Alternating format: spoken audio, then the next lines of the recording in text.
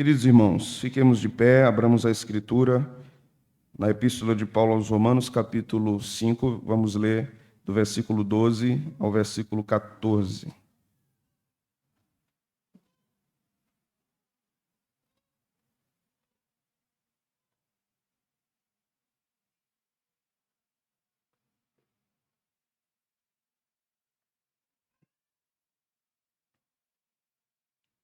Romanos 5, do 12 ao 14.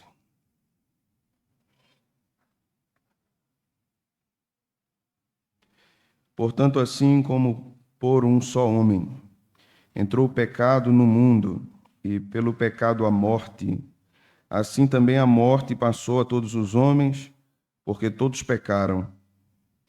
Porque até o regime da lei havia pecado no mundo, mas o pecado não é levado em conta quando não há lei. Entretanto, reinou a morte desde Adão até Moisés, mesmo sobre aqueles que não pecaram à semelhança da transgressão de Adão, o qual prefigurava aquele que havia de vir. Amém. Vamos orar, meus irmãos. Senhor, esta é a tua palavra, este é o teu evangelho. Esta porção nos revela a má notícia, nos revela a pecaminosidade do homem, a radicalidade desse pecado. Essa porção nos revela o estado condenatório e miserável do homem pecador que não tem Cristo como seu Salvador. Mas também nos revela a grande obra da boa notícia, da boa nova, do Evangelho de Deus para a salvação de todo aquele que crê, não apenas do judeu, mas também do grego. Obrigado porque este Evangelho alcançou esses gentios que somos nós. Obrigado, Senhor, porque a tua revelação alcança corações espalhados por todo o globo terra. E a pregação apostólica, poderosa como foi no primeiro século, produziu mais obreiros, mais pregadores. Teu Espírito tem usado instrumentos nas tuas mãos para a divulgação, a propagação da tua palavra. Obrigado por tudo isso, Senhor. Grande é a tua misericórdia sobre pecadores como nós. Fala conosco, Senhor, por meio de tua palavra, no nome de Jesus. Amém. Podem sentar, irmãos. Eu poderia dar um título a este sermão, e este título poderia ser exatamente ao título da obra de Chesterton, O que há de errado com o mundo. Este livro de Chesterton foi significativo para o seu período. Ele era um filósofo católico, um homem extremamente capaz, inteligente, e que fez muitas críticas importantes ao ambiente social onde ele se encontrava. E, diga-se de passagem, ele não estava inserido numa nação absolutamente paganizada ou tomada por religiões, podemos dizer assim, ofensivas ao cristianismo. Ele estava num seio cristão, estava num contexto cristão. E esta obra que eu recomendo que vocês leiam, de Chesterton, tenta responder exatamente esta questão: o que há de errado com o mundo? Embora ele dê várias respostas ali, de cunho filosófico, a filosofia social desse livro é de grande competência em termos filosóficos. As respostas sociológicas e antropológicas do livro também são relevantes, e as respostas políticas também são relevantes. Chesterton era um excelente teórico da política. Mas, ao tomar o título da obra de Chesterton, a minha resposta será significativamente diferente da dele, porque a minha resposta vai girar em torno do que o próprio Paulo está nos mostrando aqui para responder essa questão sobre o que há de errado com o mundo.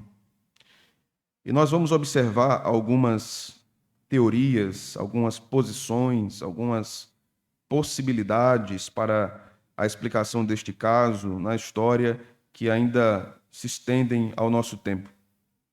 Então, nessa porção dessa noite, nós notaremos muitas coisas importantes, principalmente a respeito do pecado. Na verdade, o centro desse texto está envolvendo isso. O discurso de Paulo, nesta pequena porção de 3 versículos, envolve exatamente a origem do pecado, ou a origem dos grandes desequilíbrios da vida dos homens desde o início, na queda de Adão. Esses temas são importantes nas Escrituras, embora eles sejam ignorados no nosso tempo, embora eles sejam desprezados no nosso tempo, embora nós tenhamos, de fato, uma posição não somente social, mas acadêmica, é uma posição covarde. Uma posição covarde. Porque mesmo aqueles aqui, os universitários, por exemplo, que estão aqui, ou aqueles que já passaram pelas bancas de uma universidade, que já ouviram as covardes afirmações de que a religião é coisa de criança, de que religião é coisa de gente ignorante, de que religião é coisa de gente sem instrução, gente sem leitura. Esse é um tipo típico de afirmação filosófica de extrema covardia. Porque ao estudarmos a história das ideias, nós vamos perceber que não só envolvendo o cristianismo, mas as várias outras manifestações religiosas são profundamente importantes para o desenvolvimento do pensamento humano na história. Não há desenvolvimento do pensamento humano à parte da religião, seja ela cristã, seja ela uma religião pagã. E, na verdade, não há ninguém não religioso. Você opta o que você vai crer.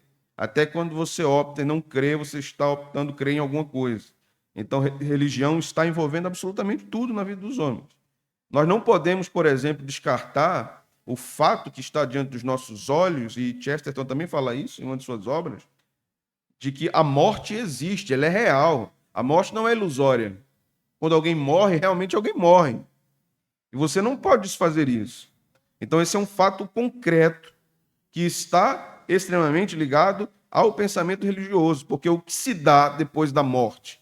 Todos os homens refletem sobre isso. A morte, então, para muitos, precisa ser algo ignorado, para outros, precisa ser algo investigado. Para Paulo, a morte é um assunto de extrema importância e não se refere apenas a questões passadas da vida dos homens, mas questões presentes e futuras da vida dos homens. O mundo diz várias coisas a respeito da morte e a respeito do pecado, mas não quer escutar o que a Bíblia diz a respeito do pecado. O mundo quer escutar o que pensadores, filósofos, influencers, youtubers estão dizendo a respeito de religião, a respeito de pecado, a respeito de vários assuntos, mas não querem ouvir o que a própria Escritura diz a respeito desses assuntos. Então, uma coisa que devemos considerar, de fato, é o que há de errado com o mundo e onde está a resposta concreta para esta pergunta. Esta é uma questão importante para a minha vida e para a sua vida. E algumas respostas são dadas a isso no decorrer da história. Nós vamos nos ocupar um pouco disso agora.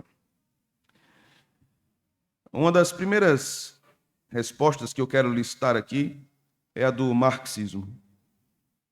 O marxismo é uma corrente filosófica provinda de Karl Marx, que teorizou muitas coisas em termos tanto de filosofia social como filosofia econômica, e nos traz algumas explicações a respeito disso, porque o marxismo, por exemplo, argumenta que a raiz de todo o mal é o capitalismo. Então só existe mal no mundo por causa do capitalismo. Essa é a raiz, pois ele divide a humanidade em ricos e pobres.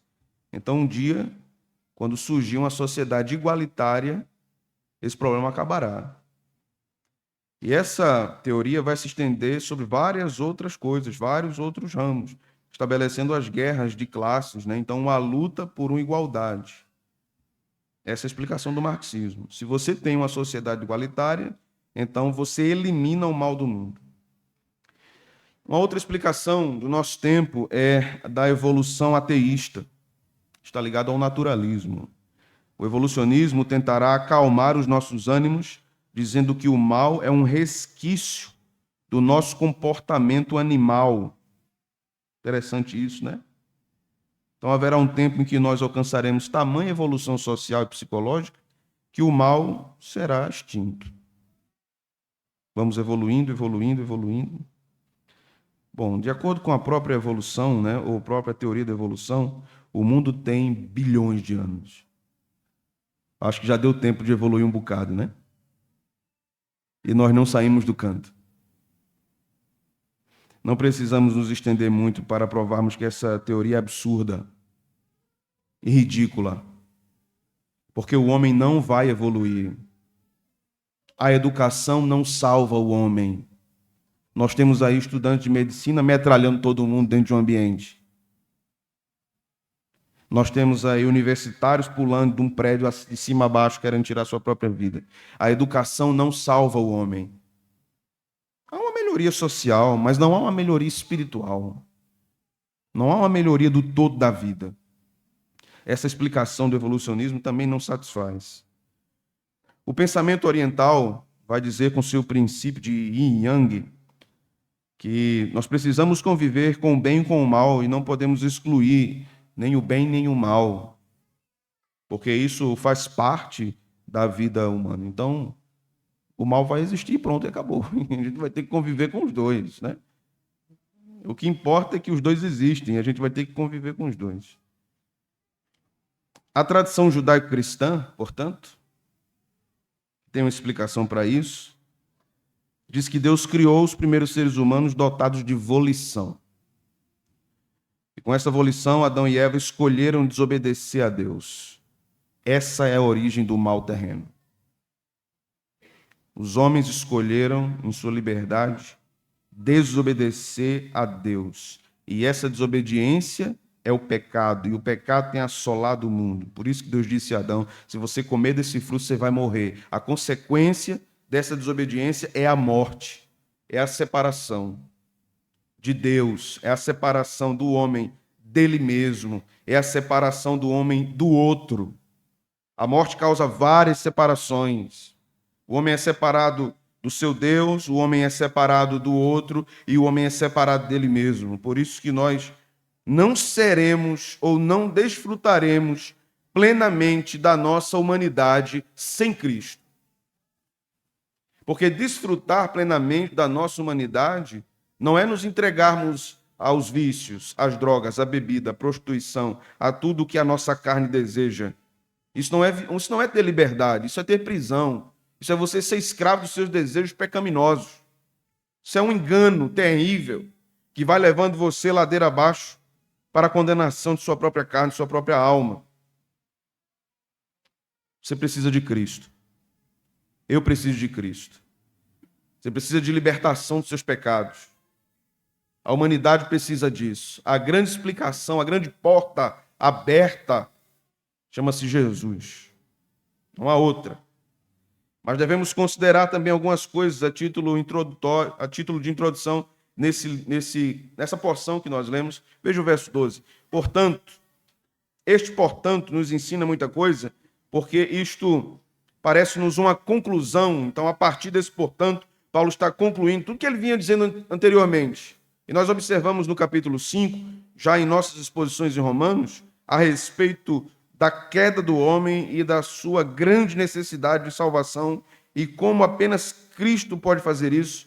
No versículo 6 desse capítulo, Paulo diz, porque Cristo, quando nós ainda éramos fracos, morreu a seu tempo pelos ímpios. Então, Paulo vai concluindo o seu argumento, dizendo, portanto, assim como por um só homem entrou o pecado no mundo. Esta frase é importante, não apenas a título de que ele vai concluir essa sessão, mas porque Paulo está dizendo que Adão foi um ser histórico.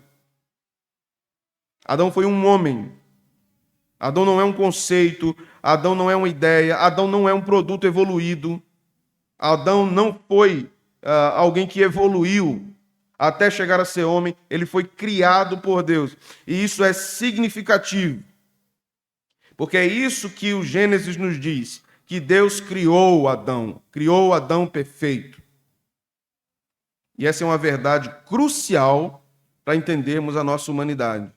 Porque uma vez que nós acreditamos que Adão não foi o primeiro homem, nós temos um problema seríssimo em termos teológicos. Porque muita literatura pode dizer, e muitos pensadores podem afirmar, que existiu gente antes de Adão, ou que Adão é um produto de evolução. A grande carência disso é que nós precisamos de evidência bíblica interna das Escrituras. As Escrituras são a palavra de Deus. Somente as Escrituras é que nos guiam. E as Escrituras dizem que Deus criou Adão. Então devemos considerar a historicidade de Adão. Paulo fala claramente que negar esse fato é negar a revelação de Deus. Negar a historicidade de Adão é negar a revelação de Deus. É escolher a opinião de mentes caídas, se portando como inimigas do Deus que se revela nas Escrituras. Adão existiu e não é um produto evoluído, como dizem alguns estudiosos. Deus fez Adão perfeito e íntegro, e Adão caiu. Adão pecou contra Deus. A segunda coisa que nós devemos considerar aqui nesta introdução é que Paulo aponta para uma relação pactual ou federal entre Adão e o resto da humanidade. Nós temos uma relação com Adão. Adão é um representante de toda a raça humana, um representante de todos nós. Então a queda de Adão é a nossa queda. Por isso que o pecado entrou no mundo. E todos então são pecadores por causa dessa relação que eles têm com Adão. Isso será importante para entendermos o que Deus vai nos falar através de Paulo daqui para frente. Dito isso, então, meus queridos, nós vamos ao texto. Como já vimos, o portanto de Paulo aqui inicia uma série de conclusões a respeito da obra salvadora de Deus diante do homem caído e pecador. Paulo vai dizer: assim como por um só homem entrou o pecado no mundo, e pelo pecado a morte, assim também a morte passou a todos os homens, porque todos pecaram. A morte não é natural. A morte é maldição. A morte é um sinal de juízo. Esse é o termo maldição que eu estou usando aqui, certo? A morte é uma maldição. Paulo chama a morte de o último inimigo. Em 1 Coríntios. O último inimigo. Morte nesse versículo provavelmente significa tanto morte física como morte espiritual. E aqui nós temos uma construção muito interessante e muito importante sendo ensinada por Paulo. No último sermão, no último domingo à noite, nós refletimos sobre o Salmo 32 e eu expliquei para os irmãos como os escritores hebreus usavam os quiasmos, que é uma estrutura literária concêntrica. Nós temos um argumento fechando até o centro, vindo dos primeiros aos últimos, e isso centrando-se em um ponto culminante do argumento. Paulo faz isso no versículo 12. Teólogo importante, comentador da Epístola aos Romanos, escreveu talvez a mais importante obra moderna a respeito de Romanos, Douglas Moo, nos aponta isso no versículo 12. Veja que nós temos aí, no início desse versículo, o texto dizendo que o pecado entrou no mundo. Então, o que é que o pecado produz no próprio texto? Morte. O pecado produz morte. E por que o pecado produz morte? Assim também a morte fez o quê? Passou a todos os homens. Por quê? Todos pecaram. Então nós temos aí, versículo 12, parte A. Olhe para o texto. O pecado produz. Verso 12, parte A. Verso 12, parte B. Produz a morte. Verso 12, parte C. Todos morrem. Verso 12, parte D. Porque todos pecaram. Aí você tem a parte A. Não vai se confundir, não. Você tem a parte A com a parte D. O pecado produz porque todos pecaram. E você tem a parte B com a parte C. A morte, todos morrem. Paulo está nos mostrando aqui que a morte é universal. E se a morte é universal, o pecado é. A prova de que o pecado está em todos os homens é que a morte está em todos os homens. E que a morte está em todos os lugares. E pelo fato de ela estar em qualquer parte do globo, isso mostra que o pecado está no mundo. O próprio Chesterton dizia que o pecado é aquela doutrina que nós podemos ver a olho nu. Basta você olhar para si mesmo. Você vai olhar, olho nu, a doutrina do pecado. Não precisa de um telescópio, não precisa de um microscópio. Você sabe proximamente que o pecado está em você e que você precisa de redenção. A prova cabal que somos pecadores é a existência da morte no mundo. A prova cabal que necessitamos de salvação também está no fato de não podermos impedir a morte. Você já imaginou isso? Já pensou isso? O fato de não podermos impedir a morte de nos alcançar demonstra que nós necessitamos de redenção e salvação em Cristo. Nós não podemos impedir a morte. Se nós não podemos impedir a morte, nós não podemos impedir o pecado, irmãos. Essa é a lógica. Se a morte não pode ser detida, ou pode ser detida apenas por um, aquele que vence o último inimigo, é aquele que Paulo disse, por causa dele nós somos mais do que vencedores. É aquele que João disse que quando ele vem no cavalo branco, na sua coxa está escrito Rei dos Reis, Senhor dos Senhores. É aquele que disse, eu sou. Esse é o único que pode vencer a morte. Nem eu, nem você podemos vencer a morte. Você pode mandar congelar seu corpo. Você pode desfrutar todos os recursos que a ciência pode lhe dar nesse tempo presente. Ninguém impede a morte. Como ninguém impede o pecado. Ninguém detém a morte e ninguém detém o pecado. Você não pode mudar a si mesmo. Você não pode mudar a si mesmo. Porque você não pode fugir da morte, você não pode fugir do seu pecado. Mas o que é que a Bíblia nos apresenta? Isso é tão maravilhoso. Paulo vai trabalhar isso nos versos seguintes, para nos ensinar sobre o dom gratuito. Paulo vai dizer assim como nós herdamos esta pena, esta maldição de Adão, que era nosso representante. Aqueles que o Senhor chamou, elegeu, também são representados por Cristo. Serão chamados e transformados por Cristo. A morte e o mal não serão superados pelo marxismo. Não são as propostas políticas que vão melhorar o mundo, nem você, nem eu, nem ninguém. A morte não vai ser detida pelo evolucionismo social. Nós não vamos evoluir. Aqui e acolá a gente vê alguém dizendo no Instagram, né, busque a sua evolução. Não é? A gente pode entender isso de várias formas, sua evolução financeira, sua evolução intelectual, tudo isso.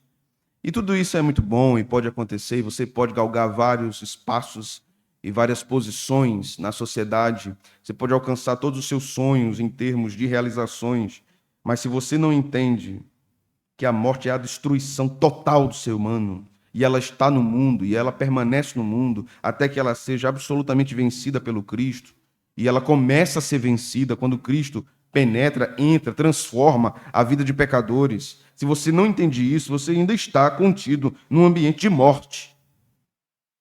Um ambiente de morte.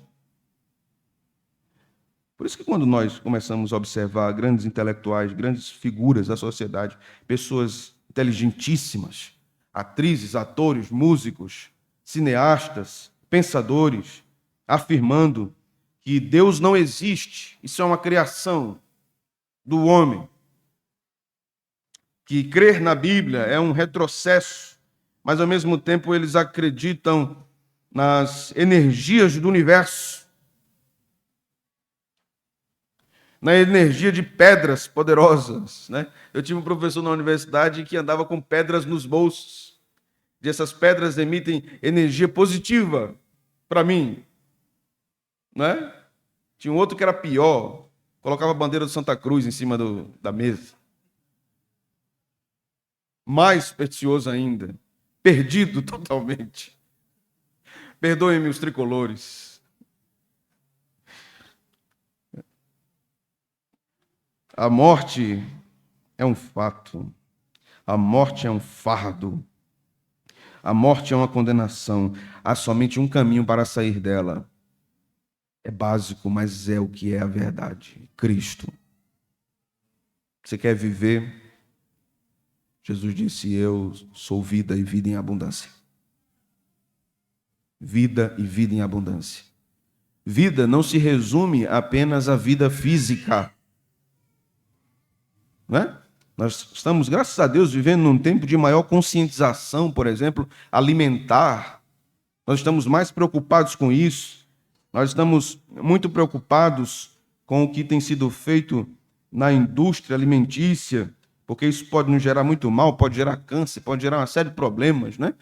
Para nós, uma série de problemas físicos que acabam afetando também nossa vida emocional, mental, psicológica. É muito bom ter esse tipo de informação, porque nós conseguimos, inclusive, ter uma dieta mais balanceada, mais regular e podemos desfrutar de uma qualidade de vida física melhor. Mas a qualidade da vida física não se compara com a qualidade da vida espiritual. Alguém pode ser muito disciplinado com a sua alimentação. Pode comer salada todo dia. Pode não beber mais líquido quando vai comer. Pode ser alguém rigidamente disciplinado. Mas sem Cristo, você está morto. Você está morto. Você está cuidando de um tabernáculo terreno deste corpo, mas você está morto e acha que está vivo. Ouça a voz do Salvador. Ressuscite. Viva para Deus. Saia do sepulcro de pecado que você está inserido. Veja o verso 13.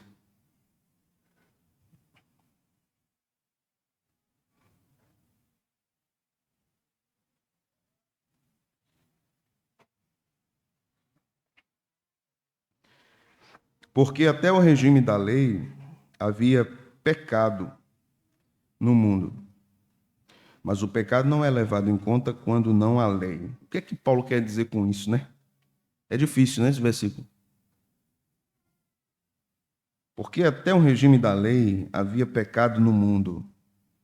Mas o pecado não é levado em conta quando não há lei. Aqui nós vamos aprender que a morte reinou de Adão até Moisés. Veja o versículo 14.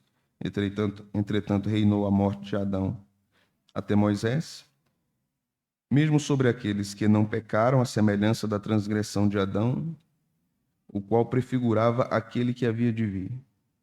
O pecado pressupõe transgressão da lei. Certo? Se alguém peca, alguém transgride.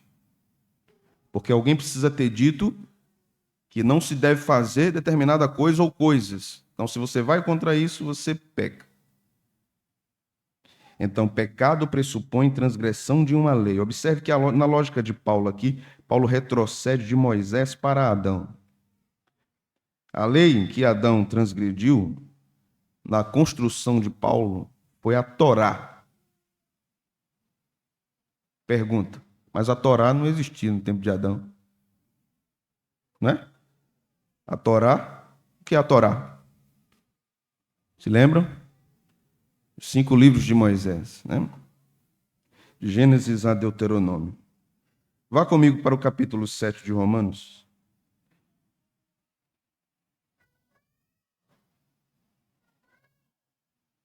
Vamos ler a partir do versículo 7.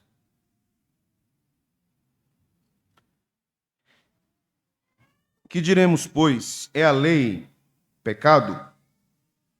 Paulo responde, de modo nenhum. Mas eu não teria conhecido o pecado senão por intermédio da lei.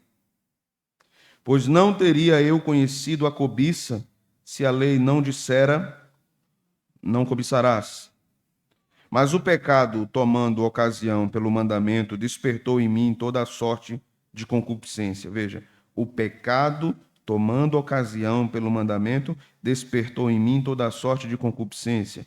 Porque sem lei está morto o pecado. Outrora, sem a lei eu vivia, mas sobrevindo o preceito, o mandamento, né? O ensino, reviveu o pecado e eu morri. E o mandamento que me fora para a vida, verifiquei que este mesmo se tornou para a morte. Porque o pecado, prevalecendo-se do mandamento pelo mesmo mandamento me enganou e me matou. Por conseguinte, a lei é santa e o mandamento santo, justo e bom. Observe com atenção isso aqui, viu? Nessa argumentação de Paulo. Preciso dizer a vocês que o judaísmo, segundo o templo, dizia que Adão cobiçou. E isso resume os 10 mandamentos. Os 10 mandamentos são resumidos em não cobiçarás. Então Adão quebra a lei. Os 10 mandamentos são um resumo da Torá. Deus havia dito para não comerem do fruto da árvore do conhecimento do bem e do mal, e eles cobiçaram aquele fruto e comeram. Então Adão quebrou a lei de Moisés, que resume-se em não cobiçar. Ele ouviu Satanás, ele viu o fruto, ele desejou o fruto, ele pegou o fruto, ele comeu o fruto. A humanidade fez isso. Ele aqui eu estou usando como a humanidade, né? Figurando Eva e Adão, seu marido. Mesmo que os homens, depois de Adão, não tenham cobiçado como ele fez, Adão é o representante de toda a raça. Assim, em solidariedade a Adão, observe, em solidariedade a Adão, toda a raça caiu e transgrediu a Torá. Todos nós quebramos a aliança. Todos os homens pecaram em solidariedade a Adão, nosso ancestral, o nosso cabeça. Por causa disso, agora a humanidade sofre a maldição da lei, e a maldição da lei é a morte. Israel se considerava o novo Adão e acreditava que sua obediência à lei resultaria numa nova humanidade. Acreditava ser uma espécie de Adão final, Adão escatológico, mas Paulo diz, não. Israel não é o novo Adão. Cristo é o novo Adão. Israel não cumprirá a lei perfeitamente. Cristo cumpriu a lei perfeitamente. Então Paulo vai argumentar quem é o último Adão e vai dizer, é Cristo. O Adão escatológico é Cristo, o Adão final é Cristo. Adão, então, prefigurava não o que Israel seria, mas o que Cristo faria pelos eleitos. O que é que nós aprendemos aqui, meus irmãos? Aprendemos que não podemos fugir da realidade hedionda do pecado e da nossa culpa. Somos solidários com a rebelião de nosso pai Adão. Todas as vezes que pecamos, nós estamos demonstrando empatia à queda do nosso pai Adão. Nós estamos olhando para ele com solidariedade. Aprendemos que os homens sozinhos não podem construir uma nova humanidade.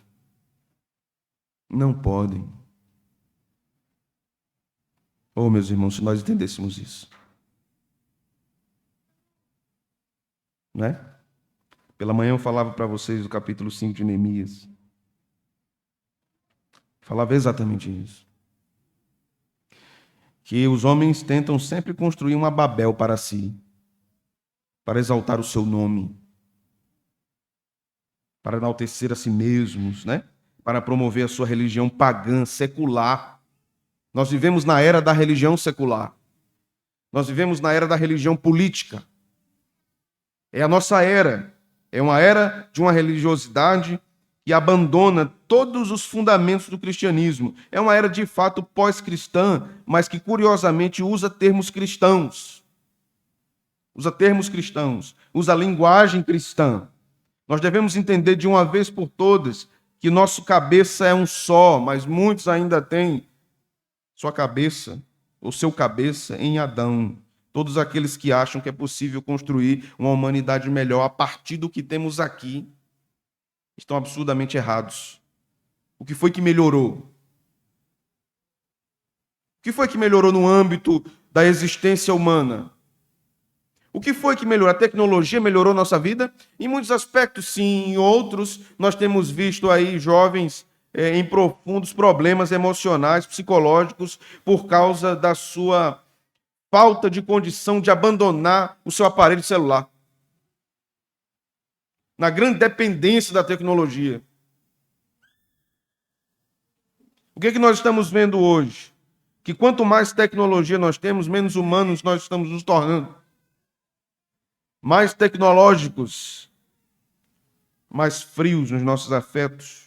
A nossa vida não se resume mais em termos bons relacionamentos, mas se resume em trocarmos emojis. Sabe o que é emoji, né? Aquele bonequinho amarelo com a carinha, né? A gente simplesmente ouve que alguém perdeu um ente querido numa tragédia e bota um emoji com uma lagriminha. Veja o processo absurdo de desumanização da nossa época. Esse é um dos exemplos, né? Tem vários outros exemplos. Os homens sozinhos não podem construir uma nova humanidade. Então, de uma vez por todas, entenda que nós somos partícipes, de fato, dessa terra. Nós estamos na cidade dos homens. Como dizia Agostinho de Hipona. Nós estamos na cidade dos homens, mas nós somos cidadãos celestiais. A ideia não é que nós vamos viver a parte da cidade dos homens, mas como cidadãos celestiais na cidade dos homens. Você tem vivido como? Com a cabeça de Adão ou com o seu cabeça Cristo? Né? Ou usando Cristo, mas para justificar as atitudes do nosso pai Adão. A Escritura diz que só podemos experimentar, de fato, a construção de uma nova humanidade, entendendo 2 Coríntios 5,17. Aquele que está em Cristo é nova criação. E as coisas velhas já passaram e tudo se fez novo. É a partir daí que temos a construção de uma nova humanidade, de uma nova sociedade. E o baluarte disso deve ser a igreja. Mas o que é que nós estamos vendo no nosso tempo? Nós estamos observando a destruição do que é o termo cristão. Cristão. Nós temos ajuntamentos de pessoas, nós temos grandes espetáculos, nós temos circo, nós temos artistas, nós temos pregadores que estão preocupados mais em agradar os ouvidos dos seus ouvintes do que pregar a palavra de Deus. Nós temos, muitas vezes, inclusive dentro de igrejas reformadas, crentes que estão, a cada dia mais, idolatrando pregadores, tomando-os como seus messias, e parece que não conseguem nem viver sem eles mais. É possível ter até idolatria num contexto de verdadeiro ensino da palavra.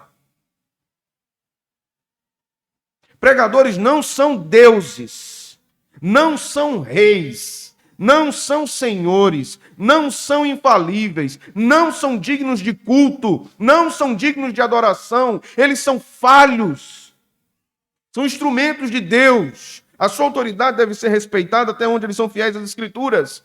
Eles devem ser amados pelo povo, mas nunca idolatrados, absolutamente idolatrados. Porque o único que deve ser digno de louvor e honra é Jesus. Ele é o único que a gente não consegue viver sem ele, irmãos. O único que a gente não consegue viver sem ele.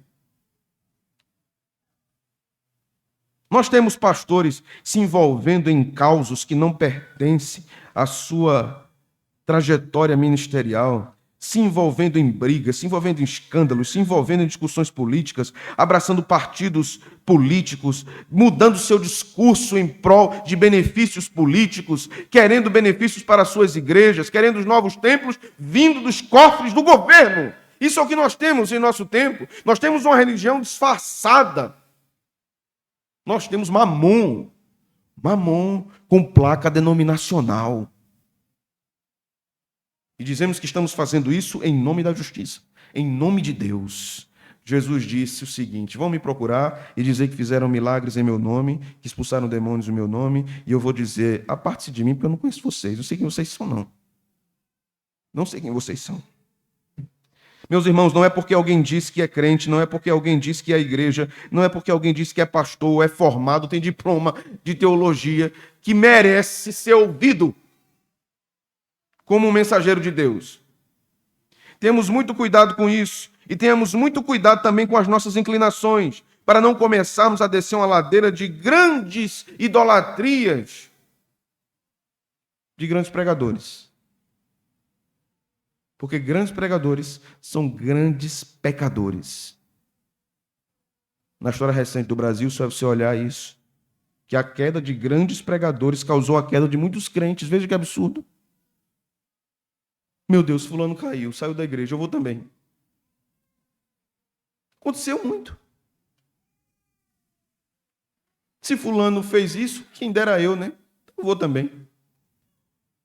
Isso mostra que essas pessoas não tiveram um contato verdadeiro e comprometido com o evangelho da graça. Elas estavam comprometidas com a fala do pregador, com a fala. Enquanto ele falar, eu sigo. Não, não, não, nós temos compromisso com a fala de Cristo, irmãos. De Cristo. Sistemas políticos, métodos salvacionistas na educação, revoluções, não podem mudar o fato de que somos terríveis e fracassados pecadores. Paulo já nos disse anteriormente, nós somos fracos, somos inimigos de Deus. No mesmo capítulo ele diz isso, não é? Só Jesus pode nos dar uma vida abundante. Só Jesus. Parece algo tão simplório, né? É algo tão básico e tão simples e absurdamente negligenciado pelos homens. Absurdamente negligenciado pelos homens. Então eu exorto você nessa noite a crer e a confessar em Cristo como o Senhor da sua vida. O Senhor. Ele que governa. Ele que conduz. Ele que salva. O homem não pode fazer nada. Deus pode fazer tudo. No último batismo que tivemos no final do ano passado, antecedeu ao batismo as nossas audiências com os irmãos que iriam receber o sacramento. De jovens a mais idosos, conversaram com os presbíteros da igreja, com o presbitério da igreja. E uma das perguntas que os presbíteros faziam era esta: você acredita que pode fazer alguma coisa para ser salvo? Os que receberam o batismo lembram disso, né? E esses irmãos diziam, todos eles disseram a mesma resposta. E muitos com lágrimas nos olhos que nos emocionaram. Não posso fazer nada. Não posso fazer absolutamente nada para me salvar. Cristo faz tudo. Ele é o único que pode fazer. E eu apenas creio, eu apenas estendo a minha mão como um mendigo e recebo a graça, o dom, a dádiva de Deus. E é exatamente isso. Cristo e somente Ele pode transformar o caos da vida espiritual em ordem. É Ele que pode transformar o deserto da vida espiritual em jardim. É Ele que pode transformar a sequidão da alma em manancial. Somente Ele pode fazer isso. Somente Cristo pode mudar a vida de alguém, absolutamente em todos os termos. Creia nessa verdade. Vamos orar?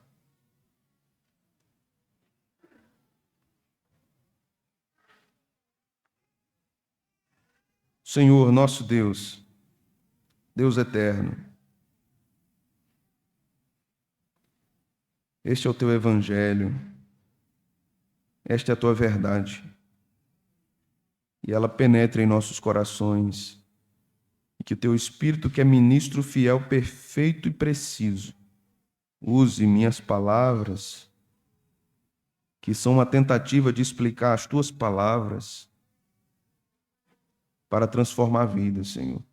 Transformar realidades, trazer significado para a vida de homens e mulheres que precisam do Evangelho, precisam da graça, precisam da redenção.